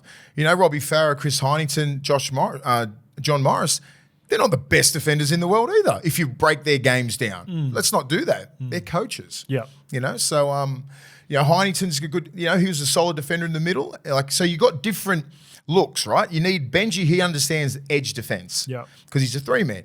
Hynington and Robbie Farah understands the middle, and Hynington understands the edge as well. And John Morris understands outside backs and the middle. He was a bit of a hybrid. Yeah, you need to understand. So they've got a lot of brains there and a lot of experience all over the field. So they'll all be chipping in. I'm not sure who's going to get you're the defensive coordinator. I'm not sure. Maybe Hynington. Yeah, well, some of the best coaches over the years have been school teachers because they're really well at just understand the game. Yes, it's the communication, and it's that's why all four of those men can put a lot of input into defence. My pick would be, and I don't know, I'd probably say John Morris just because he's got the most experience coaching. Yeah. Yep. And he's probably got the most experience communicating with players for what? Maybe 5+ years now, gone all the way back to the Sharks. Yep. Did some stuff with the Rabbitohs. So then you can just ask questions. I'd say John Morris, but I could be wrong. But Johnny Morris could be going, Hino, how would you defend this? Robbie, how would you defend this? Like, they'll all be sitting around before they even go out into the field and sort that sort of stuff out. Yeah, for sure. So don't worry about if you weren't a good defender on the field. Yeah, I'm with you. I'm just looking at some of these odds again, going back quickly. Is there anyone else that you're sort of excited about in the Tigers that get you fired up for this year? Like the Jareem Buller going from year 1 to year 2. I like the Buller kid. There's going to be more film on him now. There's going to be more expectations on him. I'd say Isaiah Papali'i and John Bateman were solid without being great. Yeah, Papali'i had a down year. Considering the last 3 years he had at Para, he was the best back rower nearly in the world. Yep. Like I think he got 2 Dally M's. Like he killed it. Got to a grand final. I dare say he would have got 1. Maybe 2. Like but he was in the finals all the time. You know, so he had a down year on his standards. So I think he'd be looking to go up. John Bateman, what round did he come? I'd say round 5, 6. Yeah. So like he missed that sort of, the preseason. It's very important. Yeah, he didn't arrive in the country, I don't think, just before round 1. He'd been in a refrigerator sunbaking. Clem's going to do Clem things, man. Yep. Atoy Commandu needs to take a step up. You got an Origin jersey last year, so they're like, you could be that dude. They're my guys. Yeah, they're my guys. I'm excited to see what Stefano. Appy's a gun, bro. I'm excited to see what Stefano and Fanua Pole can do because I think they started to figure out Uppy at the back end of the year. Yeah. Remember how we said at the start of the year they were really cramping him? He's trying to get out. He's trying to run his shape.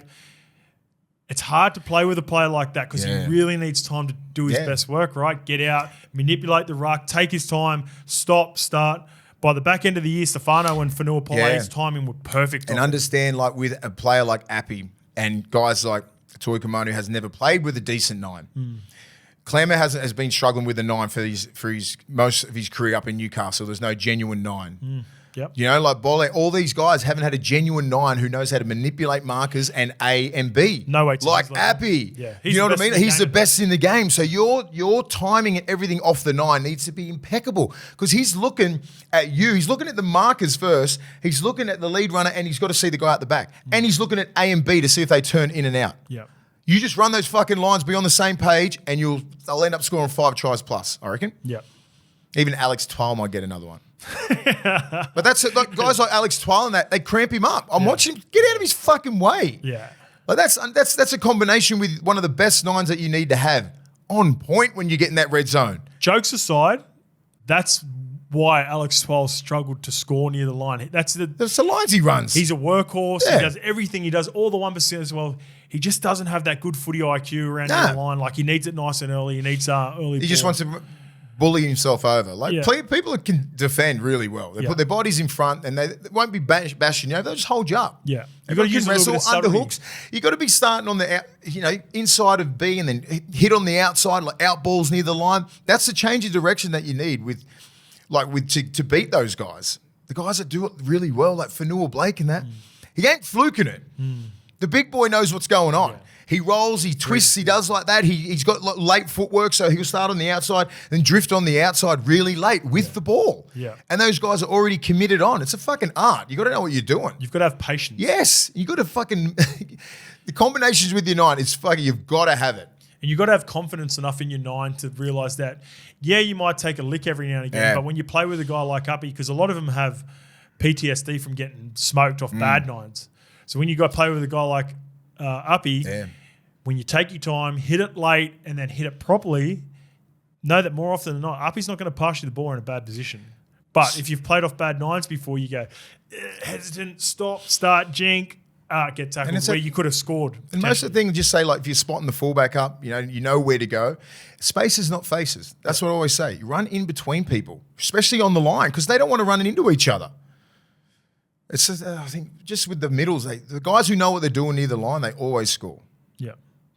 All right, my predicted finish for the Tigers, I'm leaving them in the 13-17. They've still got to see. They probably excite me a little bit more than a couple of teams, in particular the Dragons here, but I still think they're probably a year away, and Jerome Luai away with a couple of more nice pieces in the outside backs to really contend for the top 8. I reckon they'll give it a lot of hope. Yeah. Supporters a lot of hope. I think they might be in the 8 for a bit. They might slip out, and then they'll be fighting for it by the end. Yeah, okay. I think they'll come out of the blocks pretty good, I reckon. So I got them 13-17. Do you think they could be pushing? I think they should be pushing for an 8. Yeah, or pushing for an 8. Yeah. Okay. Well, the good odds, $6 to make top 8 there at the tab. All right, mate, let's get into the St. George Illawarra Dragons, the 2024 games. I really like this one. Hamasele comes over from the Rabbitohs. Kyle Flanagan comes over to be coached by his dad again from the Bulldogs. Tom Eisenhuth comes from the Storm. Corey Allen, he comes from the Roosters, but did his ACL and missed the entire season. Poor Corey Allen. Good man. 2024 losses. Jaden Sullivan, he goes to the Tigers like we talked about. Zane Musgrove's over at the Wolves. Third Degree Burns, he's still unsigned. Billy, Tyrrell Fuimawano, he's still unsigned. Jaden Hunt goes to the Broncos. Nick Louis Tosso is at the West Tigers on a training trial. Telto Moga is unsigned, and Telto Amone has been deregistered by the NRL. So my predicted lineup, Mace, for the outside backs, pretty similar last year. Pretty much their back 5 on most weeks. Tyrell Sloan, fullback. Matthew Fiangai, and Michaela Ravalawa on the wings, Moses Sully, Zach Lomax on the outside backs. Decent back 5, yeah. There's a lot of chat. I've got a few questions about, I don't really have any changes or like extra players, because when I look at the squad, there's really hardly anyone that's tough year, man. That's proven for the Dragons. So the big question, well, there's a couple of questions that people ask. Zach Lomax to fullback. Do you think that could be a thing? Sloan had a breakout year last year. Let's build on that. If you're a coach, you want more of that. Just be more consistent every game. Defensively, a bit like Jaden Campbell? Yeah, just got to work on it, man. Yeah. Just got to work on it. Because everyone knows when they get through the line, they're not even looking at passing when Sloan's there. They're going straight over you. Yeah. So I think that's the main thing he needs to work on is his defence. Yeah. Putting on some size still. Yeah. Because he's big enough, man. He's tall. He just needs to fill that body out. Yeah, he's about 6'1". He's not small, mate. He ain't like Jaden Campbell. He ain't that small, mate. He's got some legs on him. Yeah, I agree. A little bit of size, a little bit more effort maybe in the wrestling room with underhooks and just getting his positioning a lot better. Yeah. Just put your body in front, mate. Yeah, I agree. And the middles will really appreciate that. Yeah, take a because if lead. you fucking don't, they're looking at you sideways. That's what Reece Walsh improved on heaps from Warriors to the Broncos. He was taking his licks. He was getting hammered. Yep. The year before, he wasn't. So, big improvement. I think you're right. For you can't mess with him. You can't mess with him. Like I think he'll have another breakout year because he's got talent. Some of the things that he does, no, you can't coach that. I agree. So that's why I got him at fullback. I left him at fullback as well. And Zach Lomax, I think, if everything else is smooth, I think he's a premier centre. He's a premier centre. He's just there's so much shit that was happening with Griffin. In a really bad system. Yeah, that I think Flanagan will bring out the best of him. I've got Kyle Flanagan going to that vacant 6 role with Benny Hunt obviously at 7. I think that's pretty much a lock. Muddles Laurie in the middle had a great year. Speaking of breakout season, he's been probably Dragons' best for the last 2. Jacob Little at hooker. Hamasele, I think he rolls straight into a starting position there in the front row. I really like what Dan Russell did for him last year, playing edge back row. The left side. The journeyman back rower, late bloomer. Jaden Sewer, the other right edge back rower. Jack DeBellin in the middle. Where's Bird?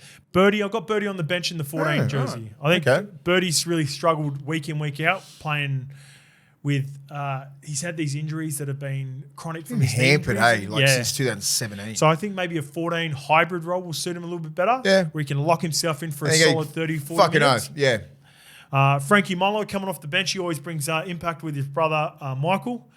2 nuggets coming off those bench. They're those difference makers with leg speed that we always talk about. They just got to get rid of their Frankie Molo in particular. I really rate him. He's just got that odd error or stupid penalty in his game. If you can get rid of that, he's a difference maker when he comes off the bench sometimes for him. And the other one is one of the Couchman brothers, Toby. He looks a real player for him. He's a good young junior that's coming through. They've also got another young middle back row, sort of front row hybrid, Hamish Stewart coming through. He's a local Gerringong boy. They're really excited about him. He's on I think he might even be on a development deal at the Dragons. So I have a feeling he's going to play some first grade next year. That starting team's not bad. Predicted finish, there's not much outside of it. Yeah, I'm just saying. That's where they're tested. Injuries and depth will test them. Well, and consistency. For the Tigers, I had a few asterisks there in the outside backs. For them, there's like really no one that sort of screams, I should be pushing for a spot. No, they got about 15 good players. So which brings me to this question. So this is a good question. This is from producer Brooksy too, does the run home with Fletch and Joe. He's a good man, Brooksy. He wrote this to me on Instagram with our Q&A. Former coaches have taken experience over youth, which has seen many Dragons juniors head elsewhere. For example, Reece Robson up at the Cowboys, Ruben Garrick and Sabi, who played for Manly, and Jackson Ford had a breakout year at the Warriors. Should Flano roll the dice with youth from round 1? I don't see the Dragons finishing higher than 15th, so why not see the likes of Finau, Couchman ×2, because they're twins, and Buchanan. Let's see what they got. What do you reckon with that one? No. They're not going to do that. It sounds good if you like your juniors and everything like that, but you want to win games. You can't win them with the local juniors. You just stick whatever that side is there, that's their best side. You're going to start with that, and then hopefully you can just fill in the gaps and have these younger kids play reserve grade or flag and just keep building and building. Like that's all you can do in a situation like with St. George. They haven't got the cattle. A lot of clubs are like that. You just got to keep building. As I said on the Monday, you got to really rely on your development and have those kids come through. But if they're not ready, you can't throw them in there. You can't force It's a different beast, mate. Like from flag to fucking reserve grade to first grade is chalk and cheese, mate. It's crazy. The difference. And you can massive. Potentially burn out young kids as well. Yeah. So if you chuck it, I see this example used all the time, and I like the question. It's a valid question. Great question. A lot of fans think like this. But some of these guys, you want to win games or you want to get pumped? Well, not even that. You don't want to throw kids in too early that get bashed for 2 years. Especially forwards. Don't learn how to play NRL and potentially in a position like some of these players are in now where as good as Blake Laurie's been for the Dragons, he's pretty much lost for his entire career. And I played with players like that at Parramatta. Yeah. Like when I come into grade, we had half a decent year in 2010. And then by the end of 2012, my confidence was shot. I was playing New South Wales Cup. People were saying good things about me in 2010. By the time 2012, I wasn't on anyone's radar. I was a train and trial player in 2012. So what you can do is you can be put in the position where for some of these kids, play your veteran players, and if a young kid, maybe a Hamish Stewart, is dominating your middles at training, all right, sweet. I don't care how old they are. If they're ready to play, they're ready to play. And if I don't want to force a young kid into playing as well, just because I think he might have a bit of potential. He could be a real player of the future. Play your best team that you think can get you the win, and potentially not ruin young players before the career starts. It's important, especially halves. How many halves have we seen in the last 10 years get thrown into the Wolves? Next minute they're over in Super League. Yep. Yeah, like the Brodie Croft kid. Yep. Him. Who else? Lachlan Lamb. over there. Happened to Greenie early on. Blake Green. The kid up and just who signed Dearden. Dearden. Happened to Dearden. Why do you think he's playing for the Cowboys? Yeah. Like they just get thrown straight in, and then they go, oh, he's not good enough. Yeah. Yeah, because he's fucking 20 or 18, 19 and getting ragdolled by everyone. That was a shit system. And that was a young Broncos team. Yeah, an awful system. You're getting dominated and you put a little young half in there and you expect him to save you? Yeah. Like, it doesn't happen like that.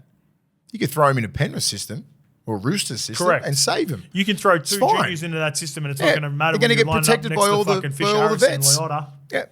Yeah, I'm with you. Anyone sort of excite you in this team? I'll go back to the name. Probably we mentioned him before. I want Zach Lomax to reach his potential. Yeah. His potential is origin in Australia. Correct. He's got that. So it'd be disappointing if he doesn't get that. Maybe he has to move clubs. You know, like this doesn't seem like it's going like that.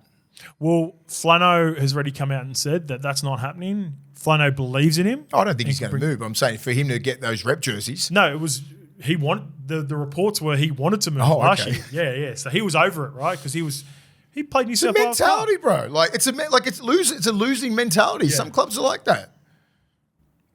Yeah.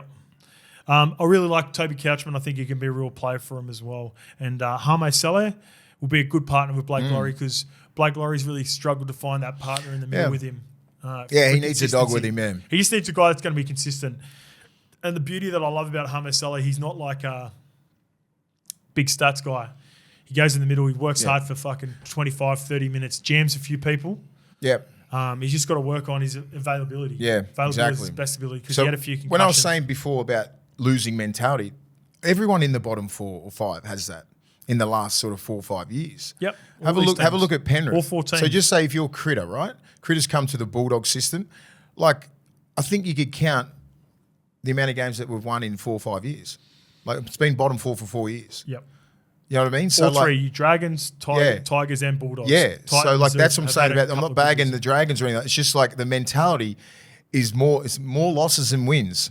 You know. So it's like it's hard for a kid who's come through that system like a Zach Lomax, who can't get more than 7 wins a year or 5 wins a year. A couple of spoons here and there. And you're looking at other kids, other guys that you played with coming through the system, the Bradman Best getting Origin jerseys, and you're like, fuck. Then you start looking sideways, like, and then you want out because you want those Origin jerseys and the Test jerseys, and they go to the people that win comps and are in the fight for the 8.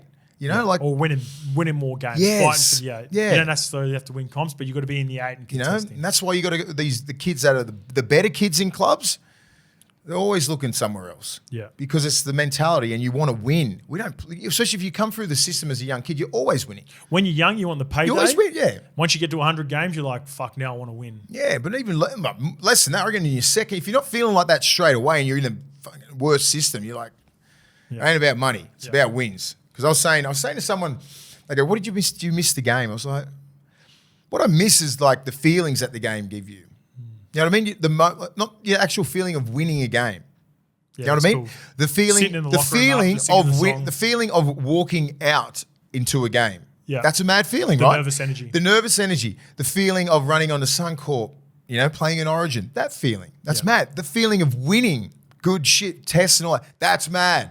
That's the only things that you miss is those feelings because you can't get feelings like that. You can't get any ever. Else. Yeah. You know what I mean? Like you can't do that shit because that's the only thing that I'd say that I'd miss. Yeah. Because the feelings and the emotions that the game of sport brings out.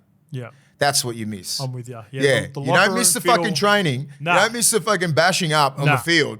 Nah. You miss the feeling that sport gives you. Yeah. Don't miss the wrestle sessions. No. Yeah. It's the actual feeling of winning. The losses suck. The wins suck. I mean, the wins are the best. You know what I mean? That's what I miss. Yeah. Well said. All right, mates, before we move on, let's quickly go through the odds with our friends, our partners at the tab. To win the grand final, the Dragons are $81. To make the GF, $34. That's unders. The minor premiership, 126, so that's the most out of anyone. To make the top 4, 13. To make the top 8, 6. To miss the $8.09, I will have a piece of that for sure, multied up with... No, actually, I'm not even going to touch the Tigers. Tigers. Get your head out of the bottom 4, mate. Tigers. Yeah. It's a very negative way to betting on a team not to make the 8-8. There's bad energy with that. Bad energy, mate. I'm staying away from that stuff. You don't need that. All right, let's get to the Canterbury Bulldogs, mate. The 2024 games, some big ones, highlighted straight off the bat. Bronson Xerri returns from a ban. Stephen Crichton, back-to-back premiership winning Stephen Crichton. Connor Tracy comes over from the Sharks late shift. Blake Taff comes over from the Rabbitohs. Jamin Salmon comes over from the premiership winning Panthers. Mudders Curran comes over from the Warriors. Mudders Hutchinson comes over from the Roosters. Kurt Mann comes over from the Newcastle Knights. Jakey Turpin from the Roosters. And Mudders Fa'amausuli comes over from the Dolphins. 2024 losses. Avrillo goes to the Dolphins. Tavita retired. Kyle Flanagan, Dragons. Alamotti, Panthers. Luke Thompson back to Super League, Wigan Warriors. Corey Waddell, we talked about him earlier. He's back at the Bird Gang, the Manly Seagulls. Third degree burns. Braden Variety is playing at the Rabbitohs, New South Wales Club. Declan Casey is at West Tigers on a training trial, and Michael Gabriel is at the Sharks. My predicted lineup, I swap and change this a couple of times. I ended up changing my mind for one big reason. The big swing player for me is Bronson Xerri. I had Connor Tracy at fullback, but I've changed that. I'm going Blake Taff at fullback. Okay. Josh Adokar and Jacob Carraz on the wings. Connor Tracy and Stephen Crichton in the centres, and I'll explain it. Yeah, I get it. This is my team as well, by the way, because a lot of let's clarify this. This is Mace's team. The reason I'm thinking Taff and Tracy at 1 and 3 is because I'm so excited about Bronson Xerri, but it's been 3 to 4 years out of the game. Yeah, it's a long time. I think he's going to need to play unbelievable in the trials, even to get his name and cement it into that centre spot, because I think it's going to take him at least 10 weeks to get some juice back in the leagues.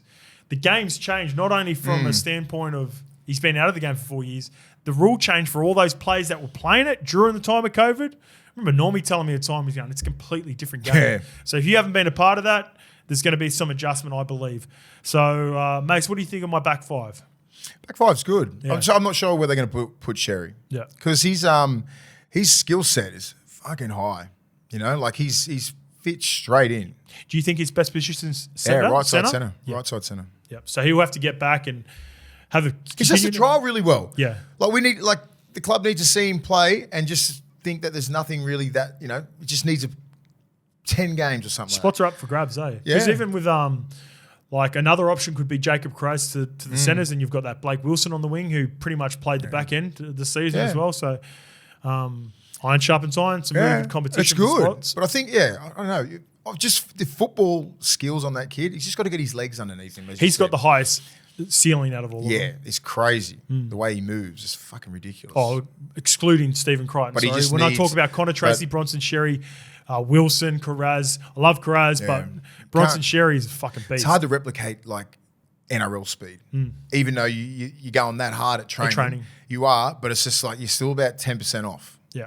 You know, so like he just needs to play. I just want him to play and just kill it. I just want no matter how hard you train in a preseason or individually or with any other coaches, when it gets into a game and your ass is hanging out, there's nothing like it. You know what the thing is? I was saying to some younger kids in the pathways, it's like the difference in training. The training is controlled by who?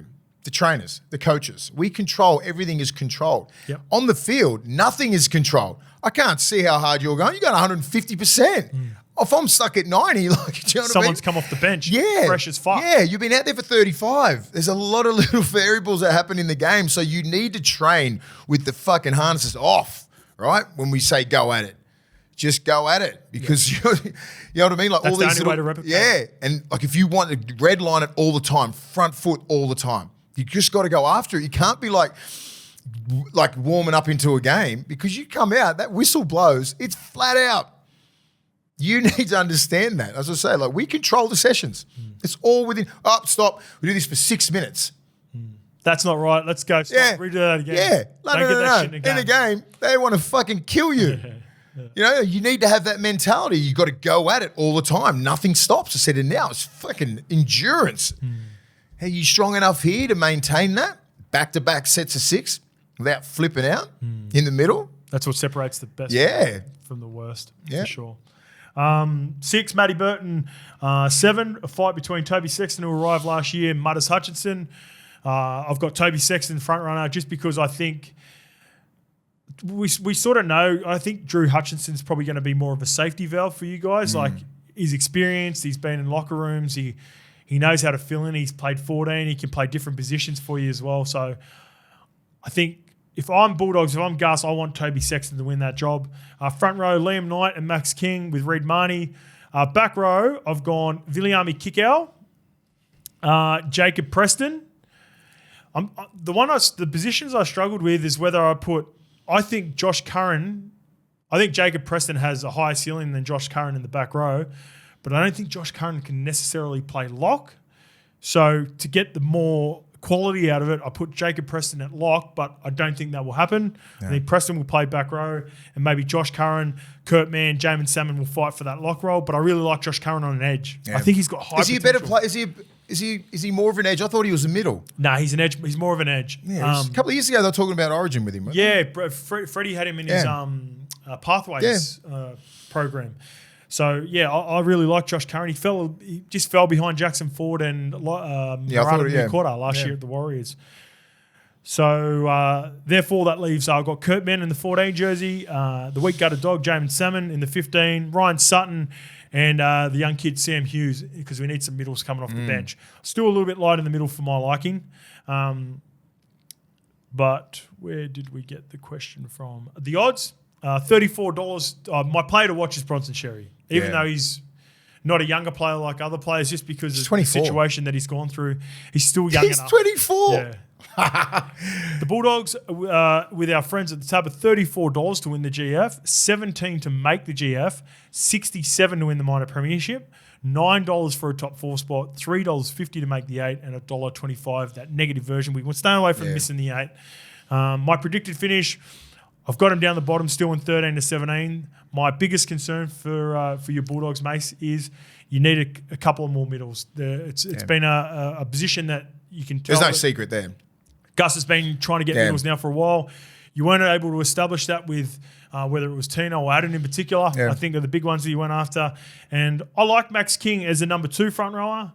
Liam Knight as a number 2, number 3. I think you're still missing that real enforcer through the middle. Yeah. And same with Ryan Sutton and Sam Hughes. I think those guys, you're one front rower off, and you're either a breakout Toby Sexton year or probably another half away from competing and getting into that 9 to 12 spot. I don't think you're far away with that team. And, I think, there's no secret. We need some fucking big middles, right? That's the secret of winning comps. Look at everyone in the top 4. We said it the other day. Yep. Priority They've positions. got gun middles, right? Yep. So it's up to our middles. There's going to be a lot of pressure on them all year. There always is. If you play for the Bulldogs, you play in the middle. You're expected to dominate. So there's a lot of pressure on those guys. And they just need breakout years, like career best year. Liam Knight needs to have a career best year. Max King, they need to have little things like, he's talking about Origin, with Max King, Liam Knight. You need to be in those whispers for us to be good. At least be in young the conversation. Kid, conversations, like they're killing it that much, like playing big minutes, 60 minutes in the middle. A young kid maybe pushing up from the pathways coming through, putting pressure on those guys, and there are some good young kids in the pathways. Yeah. That could be putting pressure on them. I like that. So some really good back rolls, some really decent young props. So the same example we were talking about with the Dragons, these players more often a higher chance of starting, but you want some young kids to go, all right, fuck you. We're coming. We're coming. Yeah. And there's the SG Ball and Jersey flag, some big dogs down there. I like it. All right, here's a question. This one's for you, Mace, obviously. What lessons did you learn from last season, being a Bulldogs ambassador and being around the team, and what value do the incoming players bring in particular? Is there anyone? Yeah. I know you've talked about Stephen Crichton with the culture of winning is really important. Jamin Salmon's part of the Panthers as well. That's from M. Vale. When it comes to culture, that word gets thrown around a fair bit, right? Like the Bulldogs culture. Like it's not the culture that we had back in the day, right? It's not 2002, 2006. There's no it's totally trying different. To replicate it. You can't replicate that. You've got to build it's driven from the players and it's driven from the coach and Gus, all those guys. You know what I mean? That needs to be player driven. So I think the players have learnt that. They need to really, really drive that. The coaches will probably drive it. Ciro drives it. And just being consistent, right? And just being about it. I think that's what players are probably going to learn, right? Yep. There's a lot of talk. Too much talk. A lot of talk last year, less action, right? I think they're going to be more action this year. Yeah, I like it. You haven't really heard anything about the Bulldogs this year. That's the way they like it. Yeah, that's true. So it's just like under the radar, backs against the wall sort of mentality. That's what you need to have when you haven't got a fucking roster like Penrith or Brisbane. You need to have that siege mentality every week. It's a very well coached team. Ciro dots the I's, crosses the T's. You got Gus there. You got a really good looking forward to the year. Yeah. Be exciting. It's really hard to like you mentioned before, like really capture what it's like to be. There's a lot of pressure with Bulldogs culture. Yeah. There's a lot of pressure with being the Parramatta half, following Peter Sterling. Yeah. Jonathan Thurston at the Cowboys. Yeah. So when you have pressure and expectations to be Joey at the Knights. Joey at the Knights, it's unnecessary pressure, right? New coach comes from the Panthers. It's probably there's pressure on Serraldo to develop the Penrith culture with the Bulldogs, right? So what they've got to do is understand what playing group they've got, be the best version of yourself, and create your own culture. Yeah, that's what they're trying to do. And Ciro's a new coach. It's his second year. Like he's got some really good people around him, and he's got some good young kids that want to play for him. That's the secret, man. Yeah. There's some really good kids coming through the club at the moment. So it's like when Gus said it's like 5-year sort of deal. Like he's not lying. Yeah. In 3 years. He's got a track record at it. In 3 years, these 18-year-old kids that are in the pathways will be 2021. Yeah. Nearly ready to roll, dominating the NRL. Hopefully they're in the NRL at that stage, but like really going and taking that club to where it should be. And it is a lot of pressure at that club. A lot of pressure. A lot of pressure. A lot of expectations. Yeah, it's a fucking blue chip club, mate. And the NRL was better when the Bulldogs were Yes, like everything is winning at the club. Same as the Dragons and the Tigers. Off the field, strong Parramatta, clubs. all those clubs, mate. They're just the ones that have been around for years. The culture is winning. So when you're bottom 4 for 5 years, people get pissed off. Yeah. And understandably so. And understand Members, exactly because fans. with that jersey, it comes a lot. Yeah. And I'm pretty sure the players understand that now. If you didn't understand it last year, you'll know. I seen little Taffy playing golf yesterday. I was at the coast playing golf, and he was playing with Trell. Fuck, Trell's looking fit, bro. Yeah, it's good. Oh, I reckon Trell's lost about minimum of 10 kilos. Shit. Yeah. He's looking slim and strong, man. Still hits the ball sideways when he plays golf. But Pissed off fucking Latrell ain't good, is it? No. For anyone else. He looks locked in. But yeah, I was having a chat to Taffy a little bit because we're the group behind him. He's loving it. He reckons there's obviously, he understands what happened last year. There's a whole bunch of new guys that are sort of coming in with this clean slate, man. Clean slate, trying to bring energy, trying to push this culture that they're driving. Trying to drive. They're driving it. That's what it is. We just want and them. he reckons all the new. Same thing with Turpin. I've ran into a couple of doggies now. Turpin at Money's wedding, and he said just the energy is good. Everyone's fucking training hard. But it is the off season. Most teams are training hard. Everyone trains hard. Say that, but those are good signs from players that have sort of come from strong clubs, South and the Roosters, and so they love. It feels like it's the ultimate iron sharpens iron. Yeah, there's so many competition for spots, which is going to bring out the best in them. Yep. All right, let's move on to the Gold Coast Titans, the last team. The 2024 games, big one. I really like this one. Actually, I like both of them. Keenan Palasia comes from the Broncos, and Harley Smith-Shields comes from the Raiders. I really like Harley Smith-Shields. He had just as he was about to break out, he did his ACL, and then he got overtaken by Hopewadi. Albert Hopewadi ended up playing a lot last year. The OG Croaks was in and out, back in and back out of the team. As for losses, Cruz Lehman heads back to the Wigan Warriors. Tremata Spry, he's been released. And Joe Vuna is unsigned. Not many losses then? No, not too much change, which is a good thing. Yeah. I like it when teams have this, especially don't panic too much and there's not too much fucking... Because they just fell off. Yeah. Because the team's there. Look at this team. And this is where I want to put a little asterisk straight off the bat, right?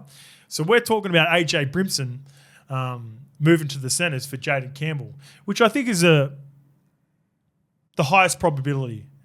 I love that Keno Kinney kid, though. Yeah. I think he's got a real big future. What position is he? He's fullback, right? Yeah, right. So I think a big part of the Brimo decision is to straight away for Desi to remove himself from the headache of having 3 and to be able to focus in on the 2. I don't necessarily think Jaden Campbell's a lock for fullback. No.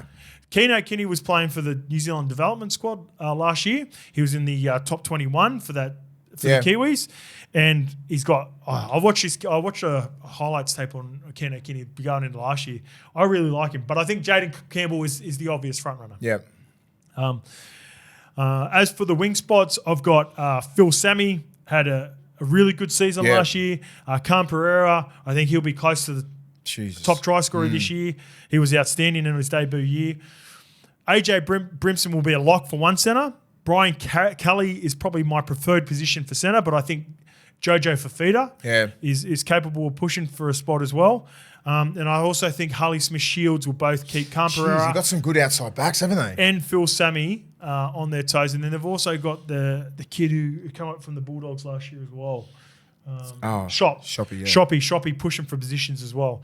6 is Kieran Foran with, I think Tanner Boyd will be the 7, but I'd like to see them give Tom Weaver a little bit more of a crack. Played at the back end of the year. I think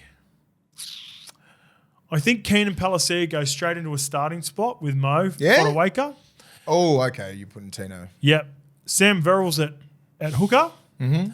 Beau Fermor comes back from his ACL injury to team up with Dave Fafita. That's one of my favourite back rows in the competition. This is the best back row on the comp. Tino Fasil-Malawi at lock. That gives me Chris Randall, who had a career best year, coming up from the Knights and getting a real opportunity last year with Verrills out as the 14. Aaron Clark plays that hybrid role with, I think Isaac Lou's a real Desi player. He can play that nice forward shape that Desi was famous for with James Green. That's why you'd be thinking about the props there. Yep. So my other option is maybe you move Keenan Palasia back to the bench. Yep. Tino up front. Yes. Isaac Lou at lock. That would be mine. That'd be your preference? Just because it's lock and front row is pretty much the same unless you're Isaac Lou. And Tino gives just you a different dimension. I don't want him to ball play. I want him to run over everybody and bash everyone in the middle. Yep. Set the standard. Yeah, I probably agree with you. If you're going to have that little element with Isaac Lou running, you got Fafita leading, you got fucking Jaden Campbell at the back. It's terrible, especially on a short side there. It's like, oof. On paper, this 17, there's not much wrong with it. No, it's a top 8 team. He does. It was this last year. It's a top 8 lineup. Yeah. So Desi's got to bring out the best of them and make sure he gets the positions right. And then in the 17 jersey, I've got either Isaac Fasil-Malawi or the younger brother of Payne, Cleese Huss as well. Yeah. My name to watch again. He only played a half dozen games. Keno Kidding, I think he's going to really push Jaden Campbell. Is he big enough for fullback? Is he bigger than Jaden Campbell? I think he's similar build. But Keno's a little bit younger and he's got a bigger frame. We're talking about Jaden Campbell on Monday, obviously, and we talked about him not being a good defender. It purely comes down to size. Like his dad, Preston, wasn't a great defender as well, but his IQ at defending was really good during those runs that they went on and played. So I think Kenny can definitely develop into a bigger player for sure than what Jaden Campbell's capable of. It's hard for him to come through that system right now. He could be like 2 or 3 years and they still don't know what position he is if he stays there. Who, Jaden? No, the Kenny kid. Yeah. So he's what? Is he 19, 20? I don't think he'll stay for long. That's what I'm saying. Like, because if he's back up, the team will pick him up. If he's not even in the 17, yep. Right, and you got Brimo still killing it because he's not going to be. He never has a down game, and then you got Jaden Campbell at fullback, and he just can't get a run. Jaden Campbell could be just like, and that could push Jaden Campbell to a next level. Knowing that young kid's there, and you're like, I need to be on point every single game because he's going to come off the bench. Would you put Campbell on the bench? Well, you know what it's like. It's like when Dylan Edwards had Stephen Crichton coming in behind him. He was a young gun junior coming through, and then Taruva also played fullback in New South Wales Cup. Dylan Edwards has just got better and better. Upped his game, didn't he? So that's a good point. I dare say if Keno Kinney doesn't end up playing first grade consistently this year, he'll be playing for a different team next year because he's too good. For the Gold Coast Titans to win the comp, $34. To make the GF, $15. To win the minor premiership, $51. To make the top 4, $5. To make the top 8, only $2.50. Yeah. So the tab they're not sure with the Titans. $1.47 to miss the 8. Just quickly before we move on to the last question, so many players excite me in this team, but none more than Beau Fermor. He was probably the most consistent player. He pushed in the year before. Fafita on the other side. Yeah, because he was the left side back row. And he made. He raised a lot of question marks about Fafita's value because he was playing so well on the other edge, away from David Fafita. Obviously, David Fafita gets a lot of traffic, but Beau Fermor had a really good year. So I'm excited to see him back and see how quickly he can bounce back because I know going into the last year, he was playing outside Fozzie, and Fozzie was raving about him. Yeah, Fozzie was going, this Beau Fermor's a gun. He ends up getting injured and then had to play a lot with Fafita. Then Fafita has a career this year. So now Fozzie's got 2 options. So He's a good player, That's man. if the old boy can stay healthy as well. He's the key, man. Yeah. He's the key. Yeah. Last question to wrap up the show. Will the Titans keep Des long term no matter the results? That's from Jesse Warwick. What's long term? 3 years now. So if they don't make the 8 this year, if you look at this, judging by this lineup, out of all the lineups, mate, so my predicted finish is 9 to 12 for the really? Titans. So I got them out. I got them out of this current spot that they're in. I think their ceiling is a 5 to 8. I reckon they'll finish top 4. Wait till you start seeing the other teams. Wait till we break. No, I'm in already. I thought they were going to make the top 4 last year. They just fell off. Yep. Or easy Second the halves. top 8. They just fell off, mate. Yeah, they couldn't finish their second No, halves. there's about 8 games there where they should have won. They would have made the top 4. The worst. They would have made it if they had won half the games that they lost. They gave up the biggest lead in NRL history against the Dolphins. Yeah. You can't. And then they never recovered. Got to switch that mentality. I think Des is their best buy. So you reckon top 4? Yeah. You always get excited about teams, though. You can't have Fodawaker, Tino, and David Fafita and Fermor in the same pack and they're all rep Keenan players. Palacio. They're all guns. Their halfback is questionable. You're right. They should Tanner finish top Boyd. 8. Tanner Boyd is question. I got Tom a lot Weaver. of question marks about him. Tom Weaver's young kid there. Yeah. So I don't know. They've got talent, man. If you can put it all together, that's a premiership winning team. If they finish in the 13 to 17 mark again, does Desi keep his job? Of course he does. Yeah. They're going to give him a couple of years, Yes. right? Yeah. Takes him a while to dig his heels in. Yeah. But he'll be doing that got right immediate now. success He'll be doing at that the right now. Bulldogs. He will get immediate success. That's what I'm saying. I'm just thinking, and the roster that he's got up there, there's no better coach. Yeah, I'm with you. I'm just getting Top 4 I might be reaching, but Yeah, you're reaching. I think you're reaching top 4. Just listen to me. Last year, those know 8 what? games I when have they a got feeling- pumped, like they had won half of those, they would have gotten to the top 4. Yeah. Like they just fucking went here and then all the way down. I'm like, wow. Yeah, this could be one at the end of the year where we clip it up where it sounds crazy to me, and then we get to like halfway through the year and you're like, get that clip. Hey, Lukey, go get that clip from fucking second week. And we'll have that Nostradamus. too now, won't we, Lukey? Yeah. All right, that's the end of the show. All right. On Monday, when we get back next week, we are going to cover the Dolphins, Sea Eagles, and Cowboys. See you on Monday. See ya. What are you really gambling with? For free and confidential support, call the number on the screen or visit the website.